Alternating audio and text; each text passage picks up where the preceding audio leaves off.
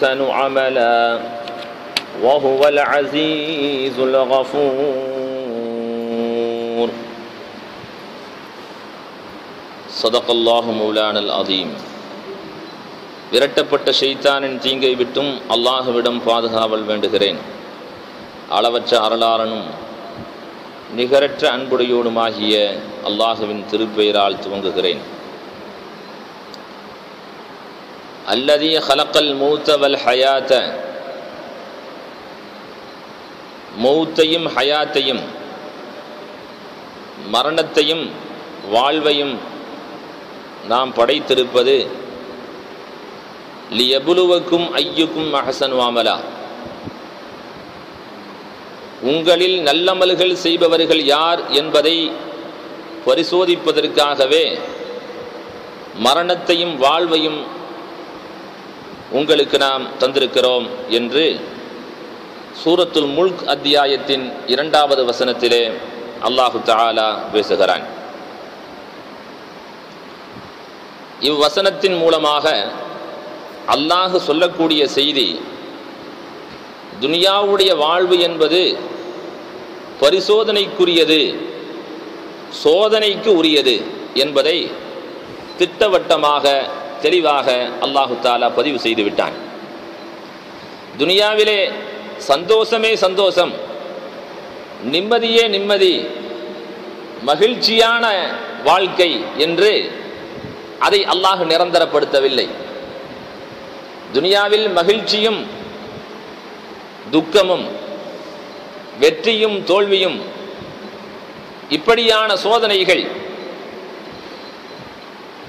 துனியாவில் இது உங்களுக்கு வழங்கி இருப்பது, இவ்வாறு செய்திருப்பதே உங்களை சோதிப்பதற்காக வேண்டித்தான் என்று அல்லாஹு தஆலா இவ்வசனத்திலே தெளிவுபடுத்தியிருக்கிறான்.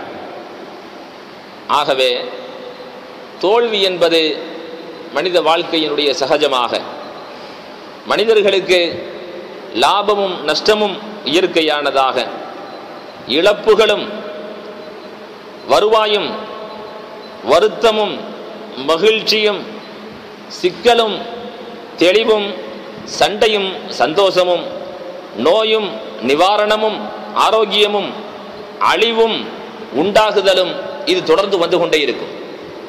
இதுவெல்லாம் தொடர்ச்சியாக மனித வாழ்க்கையிலே சந்திக்கக்கூடியவைகளாக இருக்கின்றன என்பதை அல்லாஹு தஆலா இவ்வசனத்தின் வாயிலாக தெளிவுபடுத்தியிருக்கிறான். நிச்சயமாக இதை ஏற்றுக்கொண்டு இதை விளங்கி வாழக்கூடிய வாழ்க்கைக்கு பெயர்தான் ஒரு மனிதனுடைய வாழ்வு சரியாக அமைவதற்குண்டான காரணமாக அமையும். இதை இன்று ஓதப்பட்ட சூரத்துல் பக்ராவினுடைய 155வது வசனத்திலே இன்னும் அழகாக அல்லாஹு தஆலா தெளிவுபட சொல்லுகிறான். வலனபுலுவன்னக்கும் பிஷைஇம் மினல் ஹௌஃபி வல் ஜூஇ வனக்ஸிம் மினல் அம்வாலி வல் அன்ஃபுஸி வஸ்ஸமராத் வபஷிரிஸ் சாபிரின். விசுவாசம் கொண்டவர்களே, உங்களுக்கு பயத்தையும் பசியையும், ஏதாவது ஒன்றை கொண்டு செல்வங்களின் மீது சோதனையையும், உங்களுடைய உயிர்களின் மீது சோதனையையும், உங்களுடைய கனிவர்க்கங்கள் விளைச்சல்கள் இவைகள் மீது அழிவையும், மேலும் உங்களுடைய எல்லாவிதமான நலவுகளிலிருந்து உங்களுக்கு தந்திருக்கக்கூடிய நலவுகளிலும் சோதனைகளை நாம் ஆக்கி வைத்திருக்கிறோம். விளைச்சல்களில் சோதனை, உயிரில் சோதனை, செல்வத்தில் சோதனை, பயம், பசி, இப்படியான சோதனைகள் உங்களுக்கு வந்து கொண்டே இருக்கும். நிச்சயமாக நாம் உங்களை இவ்வாறு சோதிப்போம். இதை யார் பொறுத்துக் கொள்கிறார்களோ அவர்களுக்கு நன்மாராயம் உண்டு என்று இவ்வசனத்தை அல்லாஹு தஆலா முடிக்கிறான். அப்ப அல்லாஹு தஆலாவுடைய சோதனை எல்லாவற்றிலும் உண்டு. எதுவெல்லாம் துனியாவில் நமக்கு தரப்பட்டிருக்கிறதோ அவைகள் அனைத்துமே சோதனைக்காக வேண்டித்தான். அவ்வாறு அல்லாஹுவினால் சோதிக்கப்படும் பொழுது நாம் அல்லாஹ்விடத்திலே எவ்வாறு பணிய வேண்டும் என்பதையும் இவ்வசனத்திலே அல்லாஹு தஆலா தெளிவுபடுத்தி இருக்கிறான். எவ்வாறு அல்லாஹ்விடத்திலே பணிவது? இதுவெல்லாம் இடைக்காலத்திலே வந்தது. இடையில் வந்த இவைகள் எல்லாம் இடையில் செல்லக்கூடியதுதான். இவைகள் என்னிடத்திலே வருவதும் போவதுமாகத்தான் இருக்கும். இன்று என்னிடத்தில் இருக்கக்கூடிய மகிழ்ச்சி நாளை வேறொருவரிடத்திலே செல்லலாம். இன்று என்னிடத்திலே இருக்கக்கூடிய செல்வம் நாளைக்கு வேறொருவரிடத்திலே செல்லலாம். இது மாறி மாறி இடம்பெறக்கூடியதாக இருக்கிறது என்பதை கொண்டு மனிதன் பொருந்திக் கொள்ள வேண்டும் என்பதை இவ்வசனத்தில் அல்லாஹு தஆலா சொல்லித் தருகிறான். அப்படியானால் இவ்வாறு சோதிக்கப்படும் பொழுது நாம் அல்லாஹ்விடத்திலே மண்டியிட வேண்டும், அல்லாஹ்விடத்திலே மன்றாட வேண்டும் என்பதையும் குர்ஆனிலே அல்லாஹு தஆலா பல்வேறு வசனங்களிலே தெளிவுபடுத்துகிறான். அதில் ஒரு வசனம்தான் குல் அஊது பிரப்பில் ஃபலக் மின் ஷர்ரி மா ஹலக். அல்லாஹ்வினுடைய படைப்புகள் அனைத்தின் தீங்கை விட்டும் நீங்கள் அல்லாஹ்விடத்திலே பாதுகாப்பு தேடிக்கொள்ளுங்கள். மின் ஷர்ரி மா ஹலக், எதுவெல்லாம் படைக்கப்பட்டதோ, அல்லாஹ் அல்லாத எல்லாம் படைக்கப்பட்டதுதான்.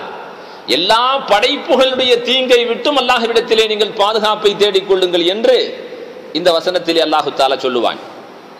மேலும் அல்லாஹு தஆலா இவ்வாறு யார் சொல்கிறார்களோ அவர்களுக்கு முசீபத்துகள் ஏற்பட்டு விட்டால், அவர்களை சோதிக்கப்பட்டு விட்டால், அல்லதீன இதா அஸாபத்துஹும் முஸீபா காலூ இன்னா லில்லாஹி வ இன்னா இலைஹி ராஜிஊன். நல்லடியார்கள், அல்லாஹுவை பணிந்து நிற்கக்கூடியவர்கள், இது அல்லாஹுவினால் வழங்கப்பட்ட சோதனைதான் என்று அவர்கள் விளங்கிக் கொள்ளக்கூடிய அவர்கள் சொல்லுவார்கள். அல்லதீன இதா அஸாபத்துஹும் முஸீபா, அவர்கள் எத்தகையவர்கள் என்றால், தங்களுக்கு ஏதேனும் ஒரு துன்பம் பீடித்தால் நிச்சயமாக நாம் அல்லாஹ்விற்காக வேண்டியே இருக்கிறோம் என்று சொல்லுவார்கள். இன்னா லில்லாஹி வ இன்னா இலைஹி ராஜிஊன். நானும் அல்லாஹ்வுக்குரியவன் தான், எனக்கு எதுவெல்லாம் தரப்பட்டதோ அது எல்லாம் அல்லாஹ்விற்குரியது தான். அப்ப எல்லாம் அல்லாஹ் தான் தந்தான் என்று சொல்லும் பொழுது, அல்லாஹ்வினால் ஏற்படுத்தப்பட்ட இழப்பு தான் இது என்று அவர் எண்ணும் பொழுது, இது சென்றது போன்று நானும் ஒரு நாள் செல்லக்கூடியவனாக இருக்கிறேன், நானும் அல்லாஹ்விற்குரியவனாக இருக்கிறேன் என்று சொல்லும் பொழுது அவருடைய உள்ளத்திலே நிம்மதி வந்துவிடும், மகிழ்ச்சி வந்துவிடும். அவர் அல்லாஹுவை அன்பித்தவராக, அல்லாஹுவை நேசித்தவராக ஆகிவிடுவார். இது அல்லாமல் ஒரு மனிதன் துனியாவிலே அவனுக்கு இடைக்காலத்திலே வந்த அவைகளின் மீது நீங்காத பற்று, தனியாத பாசம், நெருக்கமான உறவு, அதை இழந்து அவனால் இருக்க முடியாது என்ற அளவிற்கு அதனோடு ஒன்று போய்விட்டால் என்ன நடக்கும்? என்ன நடந்து கொண்டிருக்கிறது? ஒருவன் ஒரு பெண்ணை நேசித்தால் அந்த பெண் இறந்து போய்விட்டால், இவள் இல்லாமல் நான் வாழ முடியாது என்று இவனும் செத்து போய் விடுவான். ஒருவருக்கு மிகப்பெரிய செல்வத்தை அல்லது மிகப்பெரிய வசதி வாய்ப்புகளை, அவருக்கு பல்வேறு லாபங்களை அல்லாஹு தஆலா தந்து எதையாவது ஒன்றை அவர் நேசிக்கும் பொழுது, அது மனைவியாக இருக்கட்டும், மக்களாக இருக்கட்டும், அதே போன்று அவர்களுக்கு வழங்கப்பட்ட செல்வமாக, அவர்களுக்கு வழங்கப்பட்ட ஆட்சி அதிகாரமாக எதுவாக இருந்தாலும் அது வழங்கப்பட்டு அதன் மீது நீங்காத பற்று கொண்டு விட்டால், அதன் மீது வெறித்தனமான காதல் கொண்டு விட்டால், அதை இழந்த பொழுது அவர் நினைப்பார், இது இல்லாமல் என்னால் இருக்க முடியாது, ஆகவே நானும் போய் சேர்ந்துடுறேன் என்று சொல்லி பல்வேறு தற்கொலைகள் நடப்பதற்கு இதுதான் காரணமாக அமைகிறது. ஒரு மூமின் இப்படி இருக்க மாட்டான். ஒரு மூமின் எப்படி இருப்பான்?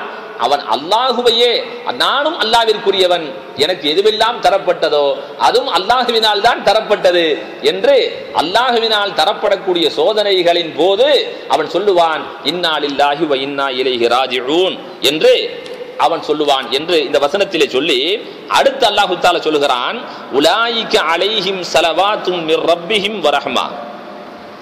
யார் இவ்வாறு சோதனைகளை தாங்கிக் கொண்டார்களோ, யார் அந்த நேரத்திலே அல்லாஹ்வினுடைய அந்த இழப்பை இது அல்லாஹ்வினால் தான் தந்தது என்பதை அறிந்து கொண்டார்களோ, அதன் மீது பொறுமை கொண்டார்களோ, அவர்களை குறித்து சொல்லுகிறான், அத்தகையோர்கள் அவர்கள் மீது அவர்களுடைய இரட்சகரிடமிருந்து நல்ல ஆசிகள் இருக்கிறது, அவருடைய அல்லாஹ்வுடைய ஸலவாத்து அவர்கள் மீது நிகழ்கிறது.